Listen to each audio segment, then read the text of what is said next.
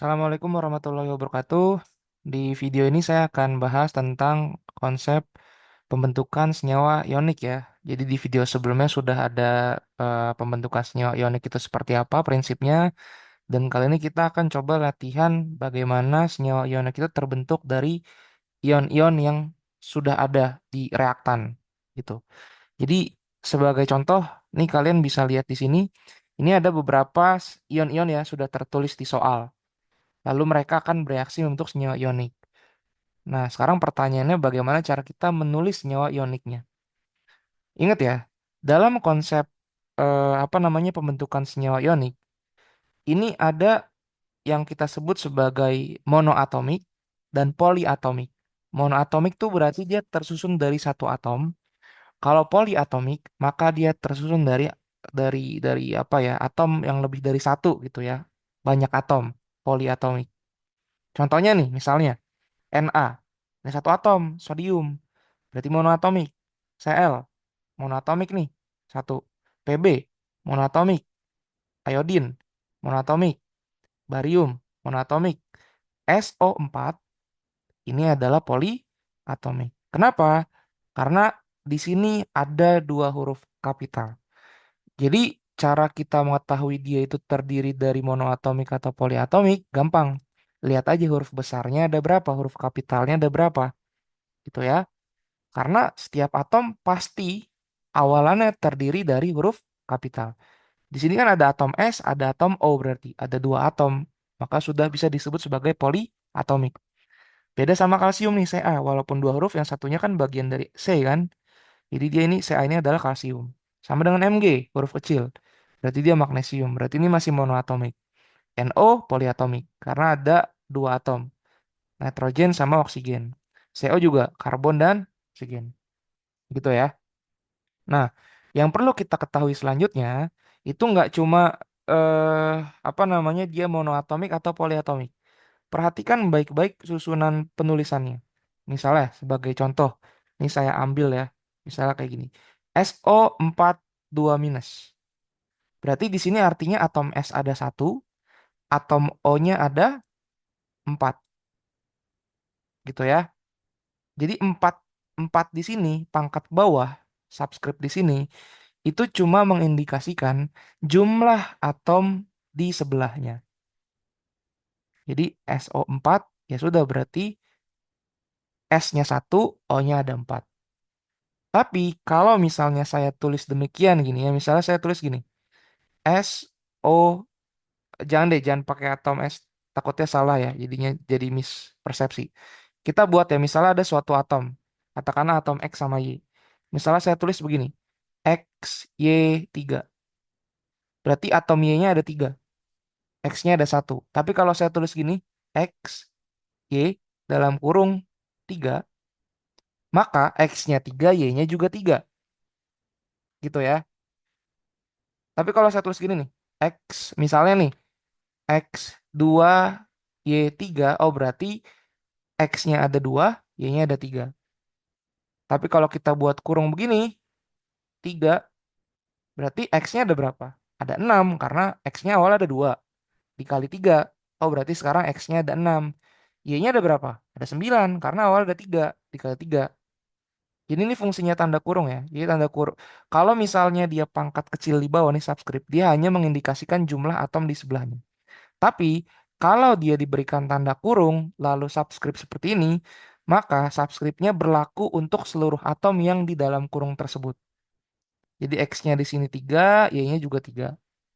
Gitu ya. Nah, itu konsep awalnya dulu. Untuk penulisannya jangan sampai lupa. Nah, ketika kita mereaksikan ion-ion ini, maka cara penulisannya itu cukup sederhana. Kita coba lihat. Untuk soal yang pertama dulu ya, Na dan Cl. Na dan Cl ini Na-nya muatannya satu. Cl juga muatannya satu. Kalau muatannya sama-sama satu gitu ya, atau sama-sama dua, atau sama-sama tiga gitu katanya, misalnya dua positif sama dua negatif. Kalau ini kan contohnya satu positif satu negatif ya. Atau misalnya nanti kalian menemukan soal tiga positif tiga negatif. Berarti kan seimbang tuh. Kalau seimbang ya sudah, berarti untuk senyawa ioniknya kita langsung tulis atom-atomnya gitu ya. Berarti kalau di sini kita langsung tulis saja. Berarti Na dan Cl. Berarti senyawa ioniknya adalah NaCl tanpa perlu diapa-apakan lagi. Karena muatannya sama, muatannya seimbang gitu ya. Nah, sekarang kita coba lihat soal nomor 2. Nah, soal nomor 2 nih muatannya nggak seimbang nih. Si Pb itu muatannya 2 plus. Sedangkan I itu muatannya adalah 1 minus. Kalau dari konsep sebelumnya artinya Pb ini kan memberikan 2 elektron, melepas 2 elektron, makanya dia jadi 2 plus. Sedangkan iodin ini cuma menerima 1 elektron. Pb membuang 2 elektron, iodin hanya menangkap 1. Berarti butuh iodinnya berapa? Butuh iodinnya 2. Ya enggak? Karena untuk menampung 2 elektron yang dibuang sama Pb, sehingga iodinnya harus ada 2. Sehingga kita tulis menjadi PbI2. Sorry, ini harusnya di bawah ya. Jadi Pb kita tulis demikian. PbI2. Ini duanya harusnya jadi ini ya. Oh, nggak bisa diganti nih. Aduh, bentar. Gini ya. PbI2. Gitu ya. Kenapa? Karena tadi kita butuh 2 iodin untuk menangkap 2 elektron yang dilepaskan oleh Pb. Nah, kalau misalnya masih kayak gini masih sederhana sehingga kalian bisa dibayangin gitu ya. Cuma kalau konteksnya udah poliatomik dan muatannya berbeda kayak contoh nanti soal nomor ini nih, yang ini. Nah, ini sudah agak ribet nih, gitu ya. Nah, sekarang kita coba lihat yang Ba2 plus SO4 2 min. Seimbang nggak? Seimbang, gitu ya. Si Ba-nya muatannya 2 plus. 2 min yang di sebelah sini ini punyanya SO4. Jadi bukan punyanya S doang, bukan punyanya O4 doang. Jadi ini poliatomik harus dijadiin satu kesatuan. Jadi SO4 ini muatannya 2 minus. Si Ba muatannya 2 plus. Ya, seimbang sehingga langsung ditulis. Berarti ditulisnya gimana? Ya udah, langsung ditulis saja BaSO4. BaSO4.